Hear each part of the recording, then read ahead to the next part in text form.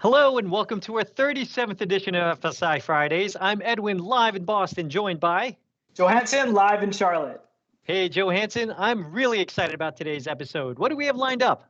Thanks, Edwin, and all of you for joining today. We're going to talk about demystifying what disability really means. And next, we'll hear about why it's important to build with inclusivity in mind, as well as the overall positive outcomes of this approach.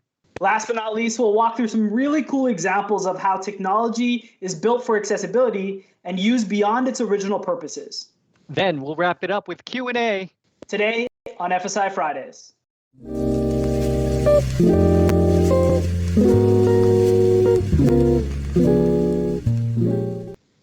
As a quick reminder, please use the Q&A window and we'll monitor for questions during the presentations, or use the comments below to ask your questions. So let's get started and meet the presenters for today. Johansson, who is our special guest this week? Thanks, Edwin. We're thrilled to be joined by Dona Sarkar. Dona, can you share with the audience what your role is at Microsoft and what your typical day is like? We also heard that you have a really fun side business that allows you to unleash your full creativity. Hello, everyone. My name is Dona Sarkar. I lead advocacy for the Power Platform, .NET, and Java teams here at Microsoft. Recently, I inherited the modern IT org as well. I am deeply passionate about accessibility in all its ways, but specifically focusing on inclusive design as it relates to people, whether they have a disability or neurodiversity, a mental health concern, or they just want to use better tech. I do have a fun side hustle. I run my own fashion company. It's called Prima Donna Studios because I'm Donna. And we are in Prima Donna Studios right now. We're a bit blurred because I just learned an important tip that all of you will learn throughout the course of this episode.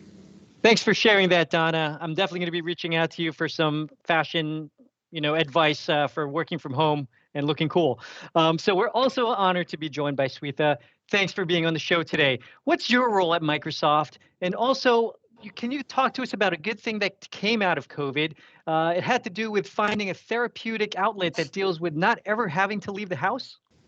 Hi everyone, I'm a senior program manager on Microsoft Translator team. Apart from this, I'm very passionate about building awareness and product for people with disabilities.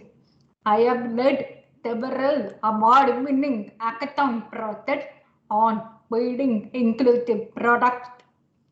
I'm also the co-lead of Disability Employee Resource Group, where I represent people who are deaf or hard of hearing. By the way, I was born with a profound hearing loss. I have also given a lot of talks internally at Microsoft as well as external events on inclusive design. Here is a fun fact. I have not eaten outside food for over a year because of COVID, and that has helped me discover my cooking talent. I enjoy cooking and experimenting a lot of amazing recipes, which feel like a therapy. That's awesome, Swetha. You're making me hungry, and I hope you can ship me some food. Michelle, we're so glad to have you on the show as well. Can you share your role at Microsoft? We also hear you come from a very large family that has had some big milestones reached recently. Yeah, hey, thank you for having me on the show. I'm Michelle Peterson. I run the Financial Services Modern Work Customer Success Organization. In this role, basically, I led my team to help our customers deploy our solution so that we can help the customers build a technology to empower their users and their customers to do more. So it's a very exciting role for us. Fun fact about me, I came from a family of 10 siblings, and I became a great aunt at a young age of 32.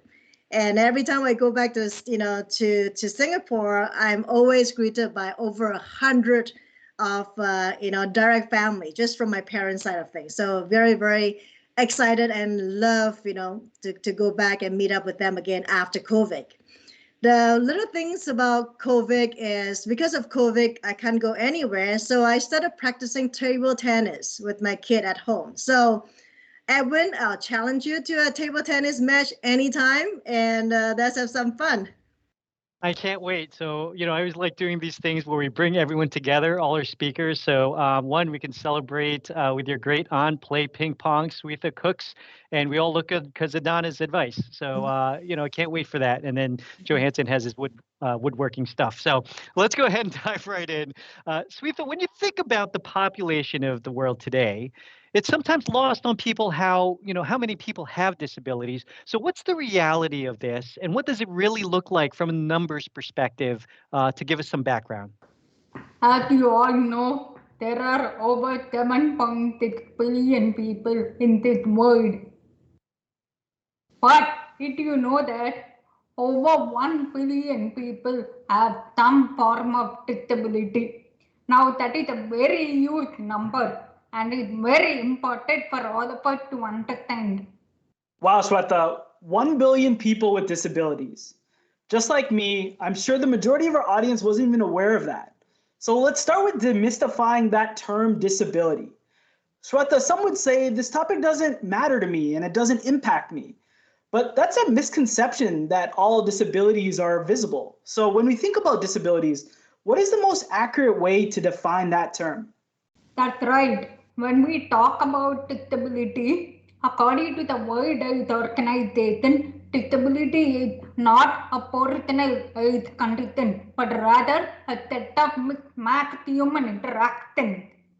So when a person with a disability cannot access audio or visual information or cannot cross a flight of stairs, it is the environment that needs to be changed by building the right software or ramps that can allow the person to interact with the surroundings easily. Thanks for giving us that background, Swetha. It's super important to know and give that background as well. So, Michelle, coming from a financial services industry lens, we would love to get your perspective on this. What are the different types of disabilities, and where does design come into play, and why should we care?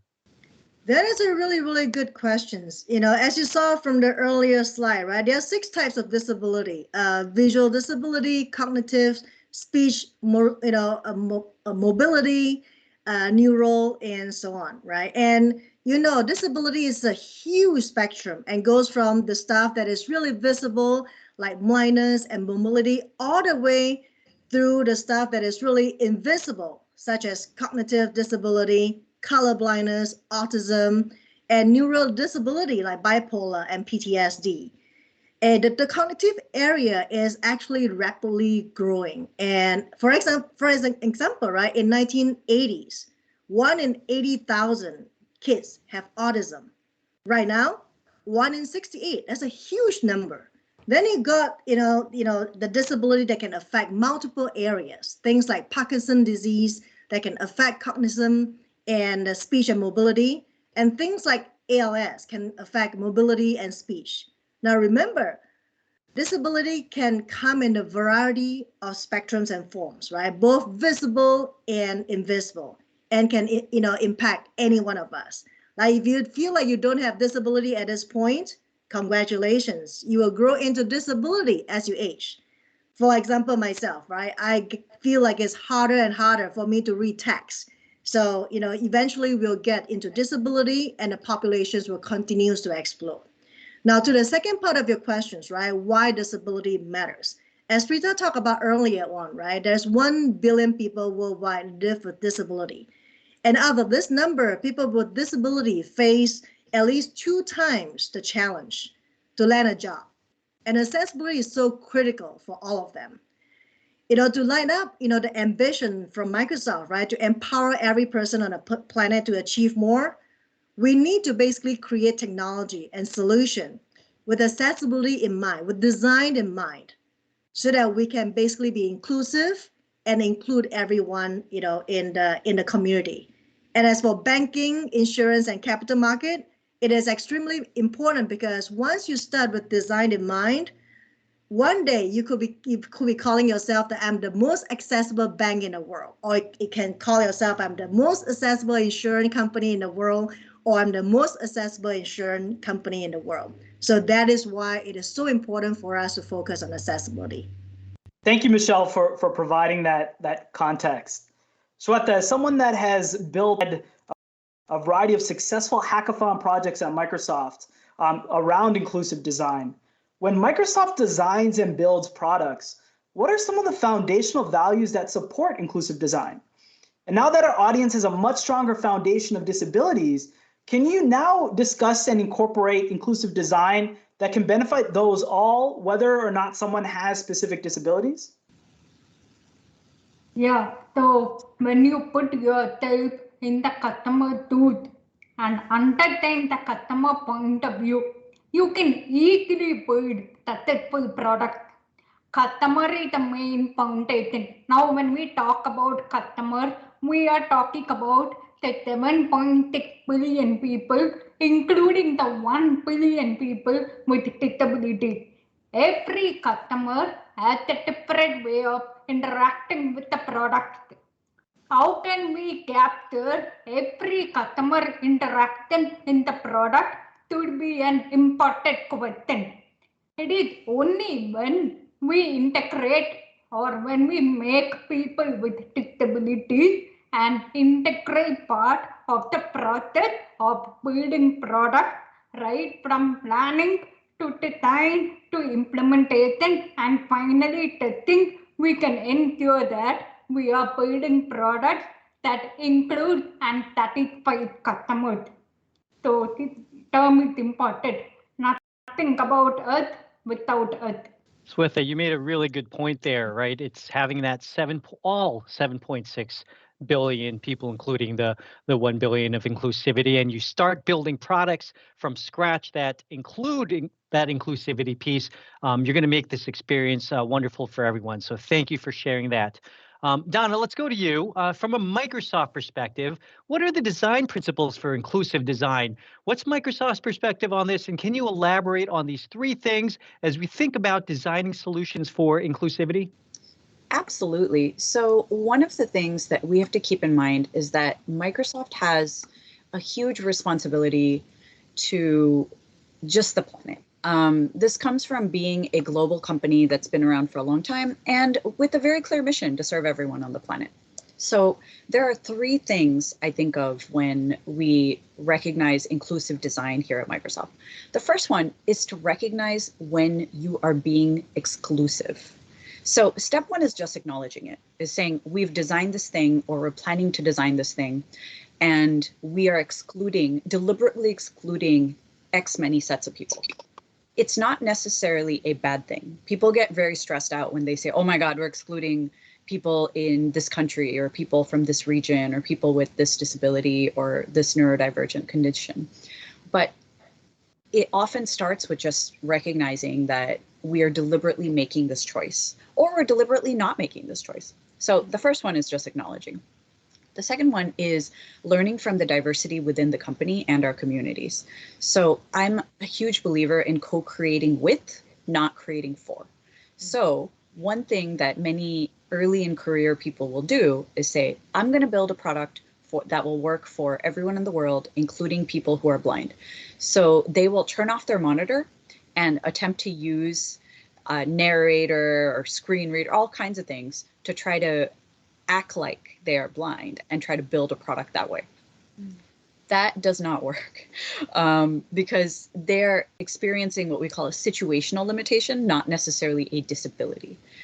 Same with, being mouseless and only trying to use keyboard shortcuts. It's an interesting way to learn, but that's not a way to actually build a product. The best way to do it is to have some prototypes made and co-create with someone with that disability or neurodivergence specifically, is to say which one of these work for you the best, not which one of these work at all. And just because they happen to work, we should ship it. They should work well for someone. So that's the second one.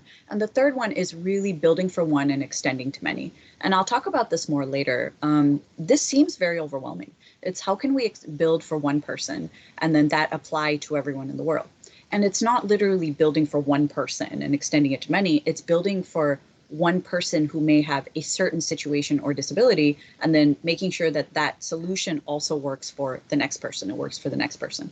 So if we are building, co-creating with someone who is blind, we want to make sure that we suddenly haven't taken away capabilities. So someone who is deaf or someone who has mobility concerns or someone who has cognitive concerns are suddenly left out of the equation.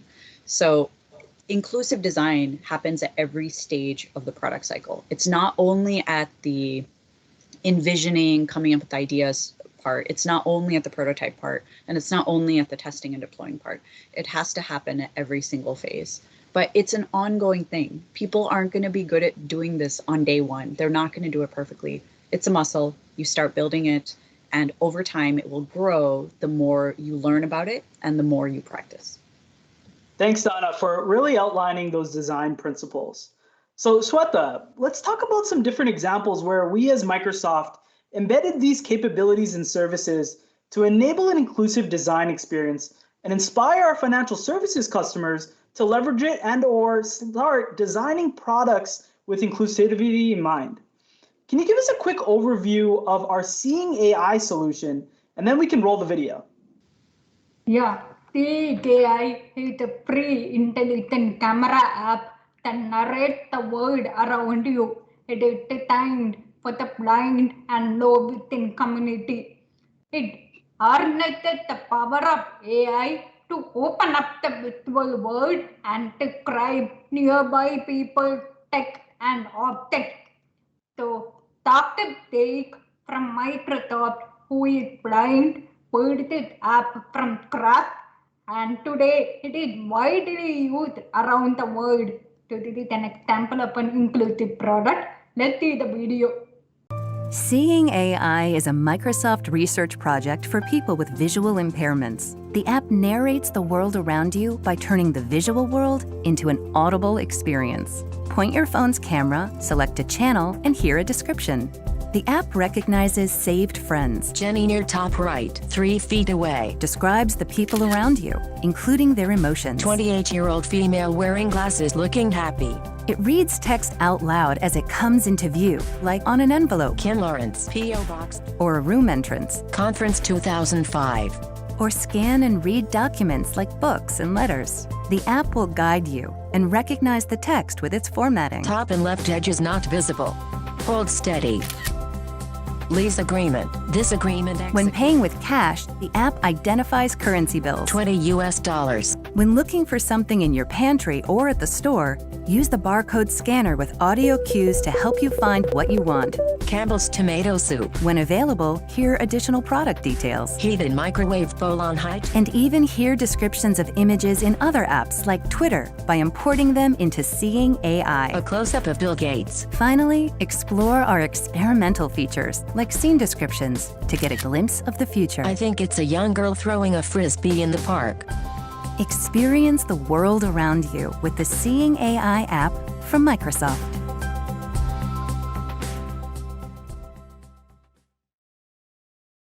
Oh, that Seeing AI video was super inspiring. I know it's something I've started using actually, and it's been helping me with many of my different daily activities. Michelle, last week's episode revolved around the banking of the future.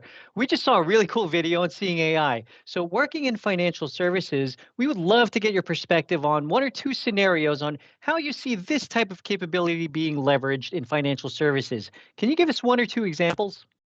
Absolutely. I think Swetha, talk about Seeing AI and how it's being conceptualized and designed. The artificial intelligence behind Seeing AI is tremendous.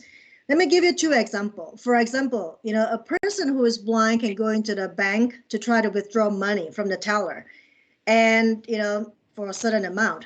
And this person can actually use Seeing AI to scan the dollar notes, and Seeing AI will read back to the person to make sure that the amount of money that was given to, to this person by the teller is accurate. So there is one use case that I can think of that can generally be used by anyone. And then the second use case is, in the insurance industry, that the contract is always big and they're always printing all those, contract in really fine print because it's just so complicated. And for a person with low vision can actually use Seeing AI to actually Processing. read the contract documents before they signed on this Standard contract. lease agreement. So those are the use Heading level cases that we 1. can apply by using the artificial intelligence behind Seeing AI. Thanks, Michelle, for sharing those examples of how we could use these capabilities in financial services. I can't wait for the day for my banking app or my insurance app to have these capabilities built right in. So, Swetha, another capability we have in Microsoft Teams is live captioning and background blur. And for many of us, probably wouldn't think of background blur as an accessibility feature. In fact, the Microsoft Hackathon team that you are a part of came up with this idea of background blur a while back. Now, as we roll the video, can you tell us what's happening and why your team originally came up with this idea and how background blur ended up being a very inclusive design capability that was designed as an accessibility feature, but many think it's just for privacy purposes? So, didn't I have a profound hearing loss? I listen with the help of hearing aids and I rely on lip reading. Here is a personal story of mine. I have video calls daily with my parents who are back in India. And because their internet connection is not so good, I found it very hard to read their lips. So I often would tell them to turn off the light in the background or to change their direction so I could see their face clearly. It got so frustrating to a point when I thought, why don't I build something that will do this for me? And so I came up with this idea of background blur, which minimized the distraction to make it clear to focus on the face.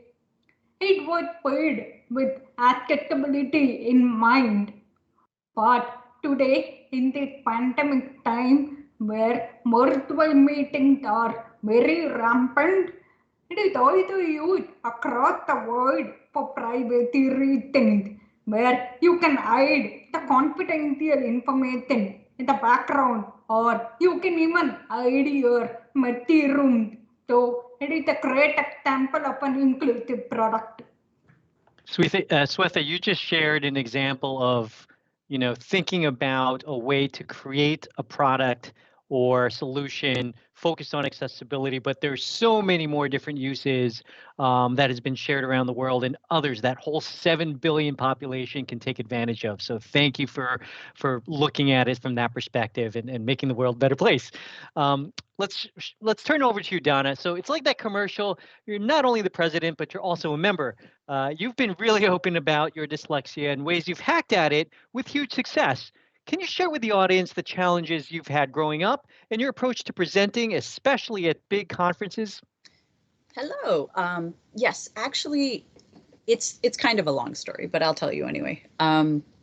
When I was young, I grew up in Detroit, Michigan, which is a lower income place in the US. So dyslexia wasn't a thing that people tested for in schools. It wasn't a thing that teachers were on the lookout for. One of the things we did when I was in 2nd to 4th grade, probably you did it too, was have read aloud time, where every student would have the same book and we would take turns reading specific paragraphs out loud. And I remember those were my most terrifying days because when I'm reading alone, I'm absolutely fine. When there's eyes on me and I'm expected to read out loud, I freeze. The words jumble, they blur together. I absolutely cannot see anything in front of me. And I just thought I had stage fright. And that's what everyone told me. They said, you have stage fright, you're scared of speaking in public, you're scared of people looking at you. And I grew up believing that I had stage fright and I was scared of public speaking. And it was a deep belief that I had about myself for years. So as a hack, when I was young, I would take the book home, figure out in the alphabetical order system where my turn would be and practice reading it over and over until I had it memorized. And then I would read it out loud in class. Talk about a humongous waste of time, right? So as an adult, fast forward many, many years, I was at an eye exam where, they ask you to read like those huge letters that are about this big. And I couldn't read the huge letters because there's someone looking at me asking me to read the huge letters. And the letters kept getting huger and huger, and I kept reading them wrong. I kept reading E's instead of Y's and A's instead of K's. And they kept making my prescription stronger and stronger on those things. And finally, the optometrist assistant who was training said, "Do you think you have dyslexia?" And I said, "I don't know what that is, but I don't have it." And she said, "My son has dyslexia and he can't read these charts either. So you should go get tested." And I said, "I definitely don't have that." But her words stayed with me when I walked away with very, very strong eyeglass prescription that I couldn't wear. They were too strong. But as soon as I left and people stopped asking me to read things out loud, I could read everything just fine. So I wondered what the deal was there. So I scheduled an appointment with a learning specialist and I took a dyslexia test and they said, "Yes, you have dyslexia." I said, "I can't believe that. I can't believe I didn't know this until I was 30 something years old." I went and saw a neurologist. They said, "Yeah, you do. Also, you have a bit of dyscalculia where you have numbers and letters together. It just does not work for you. It's just a mismatch between your brain neurons and your eyes. That's all. It's nothing to do with you, the person, nothing to do with your intelligence, your IQ, your literacy levels. It has nothing to do with you, your capabilities." And it was like very literally an eye-opening moment for me. Because at that moment I realized, oh, I'm not actually scared of speaking in public. And that's a relief because I do this for a living. But I started using a lot of Microsoft technology to combat this, fight it, hack it, et cetera, et cetera. I saw a OneNote ad once, and it was a teacher using OneNote to help her second grader in the classroom learn to read properly. And I thought, well, I wonder if it'll work for me. So I tried it, and that's when I discovered our learning tools. They're free, they're available. I'll share more about them in a bit. But when I was asked to host the Ignite conference, Microsoft Ignite conference, everything is now virtual. I'm standing there in front of a teleprompter, and they have lines for me to read. And these are really important lines talking about some of our top partners who work with us to deploy Microsoft tech all over the world. And I can't even read the partner's name. The font is huge. It's right in front of me. It's like the eye exam all over again. And I can't even read the partner's name. And these are not lines that I can mess up. So I have some options. I can go and memorize the whole script and hope it works. Or I can use some of these learning tools. So for Ignite, I set up this very, very complex situation where I got the script downloaded. It's in this app called Rundown Creator that we always use to contain all the scripts, and they're constantly getting updated. Finalized the script an hour before it was my turn to go. I downloaded it into an RTF rich text file, and I posted that into OneNote in Pages, and I used OneNote Immersive Reader to read into a Bluetooth earpiece in my ear. So it would read for me right before it was my turn to say something. So I asked so many people, could you tell? And some people said, on occasion I could tell because you'd freeze and then you'd know exactly what to say, but in general, I couldn't tell at all. So that was my humongous hack for how a dyslexic person can read a teleprompter with the eyes of around, what, millions of people on them. Wow, Dona, that was such an inspiring story. So for our audience here, if you were to name maybe one of your favorite features for people with dyslexia, what would that be? So I always like to think of dyslexia as the kind of disability where if you have it, the things you use to read better will actually help lots of people, whether they have dyslexia or not. The primary example I give nowadays is the read aloud mode in the Edge browser. So first of all, go try it out if you haven't. Go install Edge, it's free. And in the drop down in the corner, it's like in the settings, you'll see this option called read aloud. So just click on it and it will start reading the words on whatever page you're on out loud. Try with Wikipedia. Dyslexia, also known as reading disorder, is characterized by trouble with reading despite normal intelligence. 1. 6. Different people are affected to different degrees. 3. Problems may include difficulties in spelling words, reading quickly, writing words, sounding out words in the head, pronouncing words when reading aloud, and understanding what one... It's one of my favorite things in the entire world because, first, it's great for people who might have dyslexia, like me. It's great for people who don't speak the language that's written on the page as a first language. So it's a great way to learn how things are pronounced, maybe if you're a foreign language speaker. And third, it's not a robotic voice. So it's kind of melodic, it sounds like a real person, and it's a wonderful way to have context read to you when you just are not able to read this yourself. A lot of people have told me that it's how their children learn to read in the first place, is using read aloud mode within Edge. So if you haven't tried it, go and try it. You will be pleasantly surprised at how good it is. I hate robotic voice read alouds, but this one is fantastic. Immersive Reader is an Azure cognitive service that lets you embed text reading and comprehension capabilities into applications. Help users of any age and reading ability with features like reading aloud, translating languages, and focusing attention through highlighting and other design elements. Azure is the only major cloud provider offering this type of reading technology. Thanks for that tip, Donna. When we read to or have our kids read tonight in bed, I'm going to go check out that feature. So we'll let you know how it goes.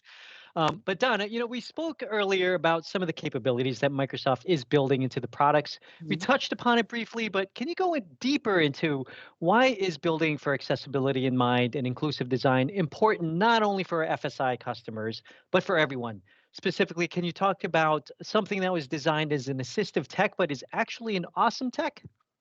Yes. So I think you'll find so many things in the world around you. They were originally created for and with, co-created, a person with disability, but in fact, they're used by everyone. They're used by almost everyone. Did you know that text messaging was initially created as a assistive technology for people, a family who was deaf? It was their method of communicating. Now, I guarantee you've sent a text message today, whether you are deaf or not deaf. So 2 examples I'll give you that are very practical and very relevant today are the Xbox Adaptive Controller and alt text or captions on pictures. So many of you know about the Xbox Adaptive Controller. It's a controller that's easier to use if you have mobility concerns, or if you're like me and your hand-eye coordination is not awesome. It's a programmable controller that lets you plug into a whole variety of attachments and plugins and such and such. You can see a picture here on the screen. So Xbox Adaptive Controller was rolled out as an assistive technology. But what was so interesting was that all these people who did not have mobility concerns, who didn't have a disability, wound up buying it because it just helped them be a better gamer. So this tagline of when everyone plays, we all win came about. And so interestingly, Xbox Adaptive Controller wound up being a fantastic thing for Microsoft's business. When the adaptive controller came out and people started buying it, the sales of Azure went up. Whoa, what's that? Azure has nothing to do with the adaptive controller. But when people resonate your company with being more inclusive and serving more customers, they want to buy more products from you because they have a good feeling about your company and the good business you're doing. I call this that the fact that companies who do good do well. I have a personal example from my own business, Prima Donna Studios. During the pandemic, of course, I run a fashion company, which is very, very stressful. In a pandemic, since no one's going anywhere, I took about a week and put alt text on all of the pictures on my website. So captions on each of the pictures detailing who is the model, what they're wearing in extreme copious details. This is not something that fashion sites usually do. To my humongous surprise, the SEO of my website just went astronomical through the roof. And this was not people with any sort of visible disability who were buying these products. This was just everyone, because the searchability of my website went up when I took the time to actually caption these pictures. So I just love to remind everyone, as we've said many times before, that yes, accessibility and assistive tech does benefit disabled people, but actually it benefits every single person. I really love those examples, Donna, of awesome tech. But let's flip it around a little bit. Thinking about our financial services customers. So creating tech that incorporates inclusivity to accessibility is pretty awesome. So is there a compelling reason that makes sense for our financial services customers to hire people with disabilities? I'm so glad you asked this question, because as we know, right now, job skilling and hiring is a humongous topic all over the world. In the US, Europe, everywhere. Unemployment is the highest it's ever been. And it is so important for companies to think about how they hire and who they hire. Did you know that according to an Accenture study, and now almost all of you are finance people, so you know what Accenture is. They did a study in 2018 that showed that businesses that actively seek to employ people with disabilities outperform businesses that do not. Their revenues are higher, their net income is nearly double, and their employee retention is nearly 90%. This chart that I'm showing on the slide is a set of graphs that compare companies who are champions, meaning companies who proactively hire people with disabilities, compared to companies who do not proactively hire people with disabilities. The dark purple represents companies who hire people with disabilities. You can see that across the board, they are far outperforming their competitors who do not. And honestly, the reason for this is quite simple, because if you have a company where you have people with disabilities making important business decisions, those business decisions are going to help everyone in the world. They're going to help people with disabilities. They're going to help people without disabilities. They're going to help everyone. So I ask everyone, make it a point to hire people with disabilities in your company, but also have them be in roles of decision-making power, because their decisions are going to help you co-create better products for everyone in the world. Donna, no, thanks for sharing that. Really super helpful information. Let's talk about, as a financial services institution, by building with inclusivity in mind and accessibility in mind, you're actually targeting that larger 1 billion people that companies may be excluding from services today. So, and that 1 billion number is not going to reduce. It's definitely just going to increase over time. So I really love the title of this next slide. How is accessibility for a few how does it become usability for many? And can you pick a few bullet points and elaborate further? Yes, absolutely. So these are some of just these guiding principles that we follow here at Microsoft, and are just some concepts and ideas around inclusive design that we tend to follow everyone across all of our products. One of the things that I really try to focus on in my own organization is adapting the environment, not the person. We shouldn't be trying to change a person to match the environment, because if there's someone in our environment, if there's someone who is in our organization, they are representing many others like them. And if the environment is not working for them, then we need to change that, because one of them is easily changeable. Like Swetha was saying, putting in background blur is much better than telling someone, learn to lip read with noise in the background. That just is not a healthy thing to do, nor is it a practical thing to do, versus being able to blur out a background. Second thing that I really like is figure out how you can think about building for accessibility as a cool way to show your innovation and AI, because there's nothing cooler in the world than building tech that more people can use. The coolest features in the world are the ones that are used by lots of people. So all of us are trying to figure out how we can do more with AI, how we can innovate more, how we can be the market leader in this way or that way. The best way is to help more people use your products. So seeing AI is such an example, where right now we're like AI, robot dogs, and AI going to Mars. How about AI so everyone in the world can be able to see the world around us? How about AI so everyone can hear the world around us?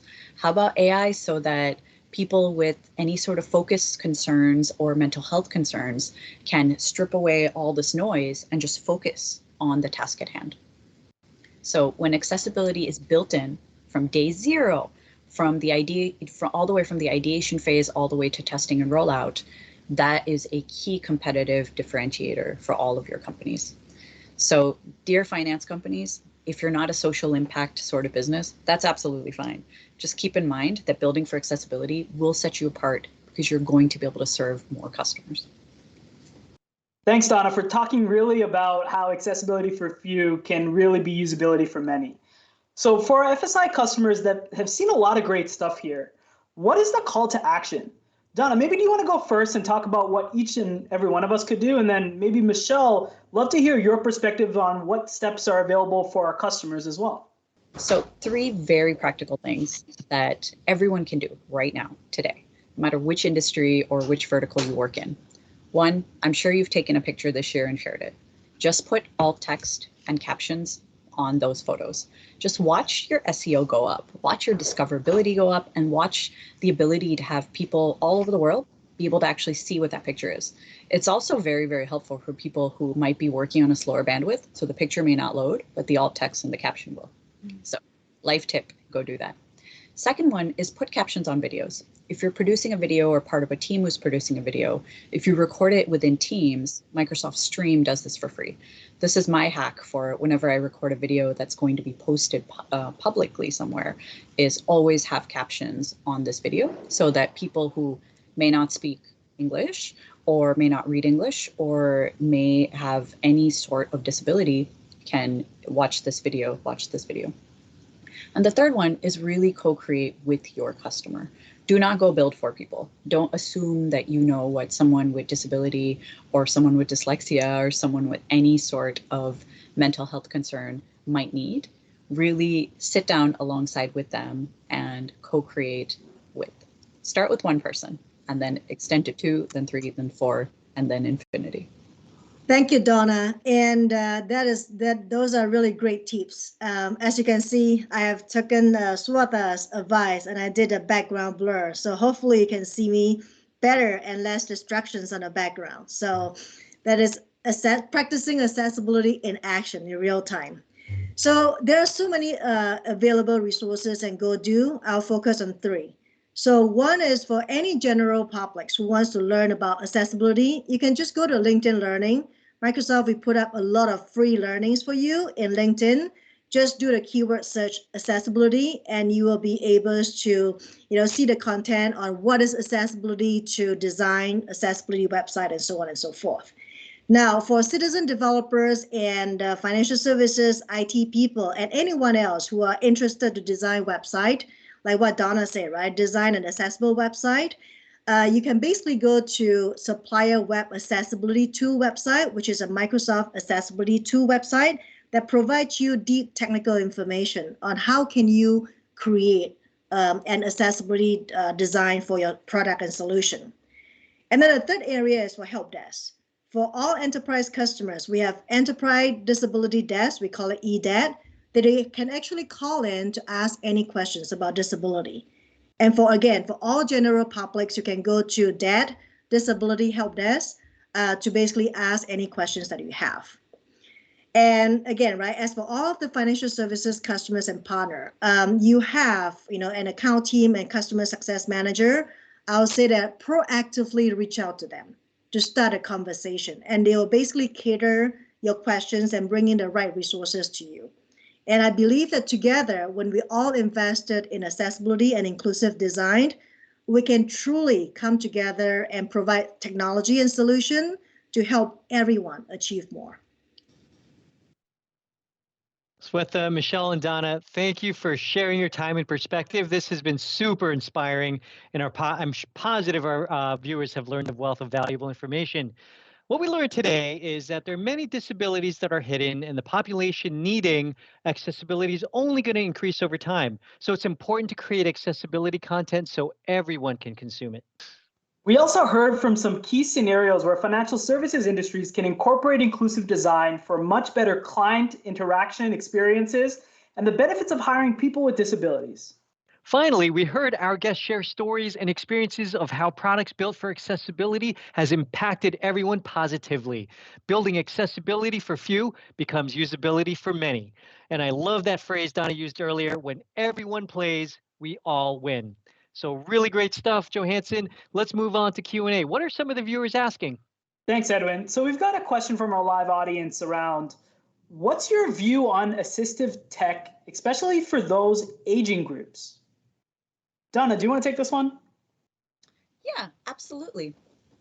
So one of the things that we should keep in mind is that there are, as I consider it, 3 sorts of disability or situational limitation. There's the ones we're born with, like what I have, Swetha. There's ones that we age into or situation into, like you suffer an injury, or, honestly, who hasn't needed an ergonomic mouse this year, given, the kind of horrible posture we all have at home? And the third one is a situational limitation. Like I may have gotten a COVID shot last week and I can't use this arm right now.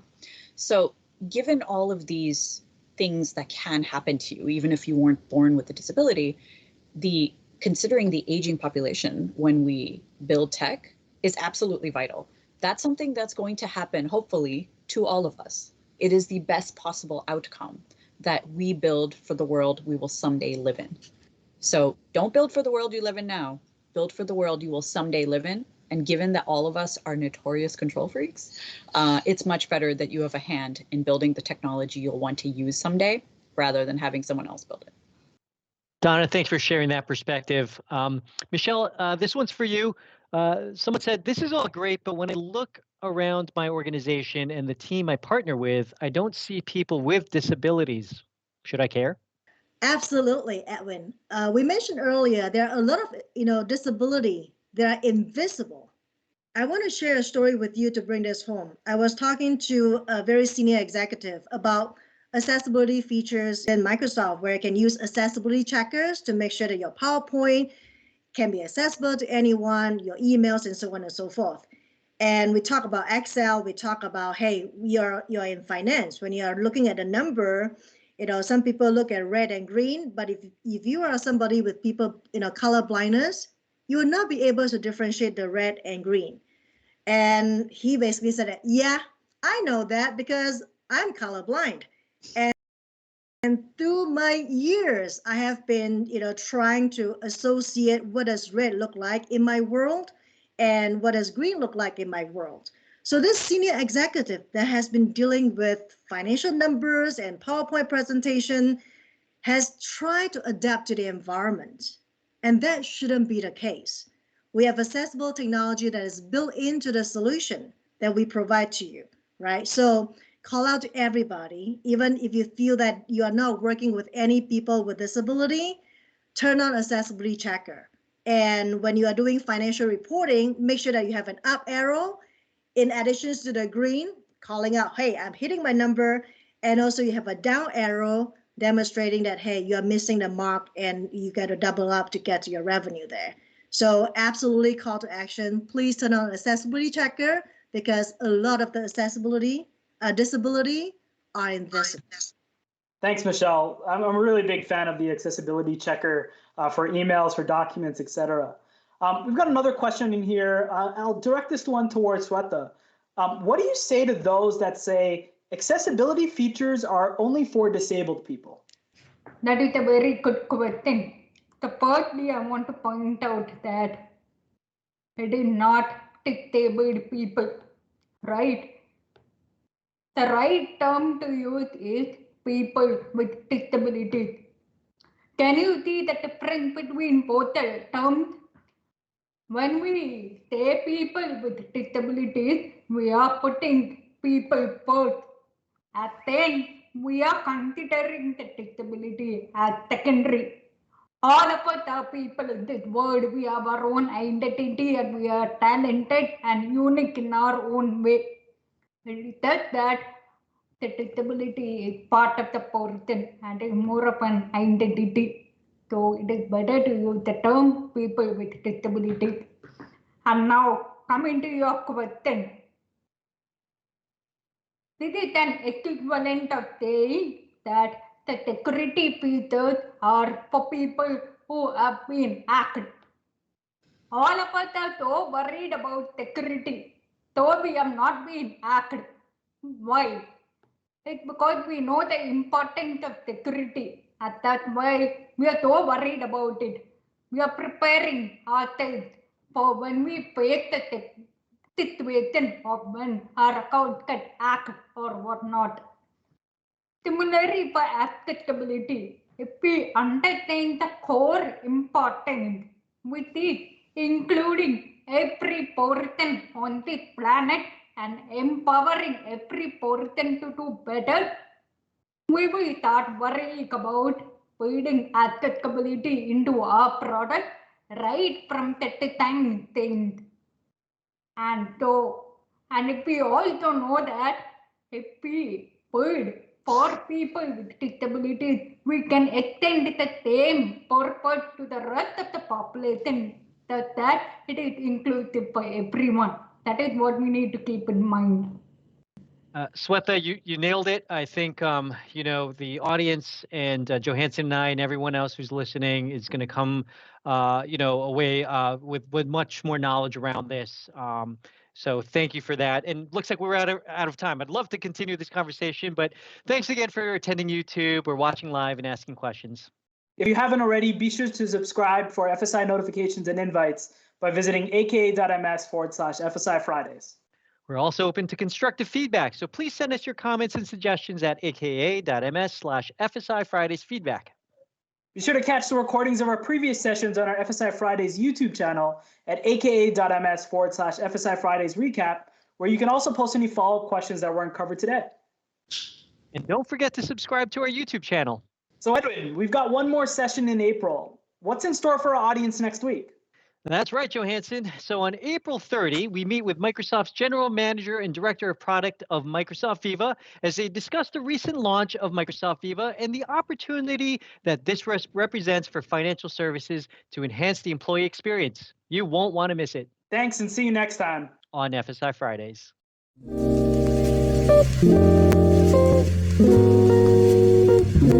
Thank you.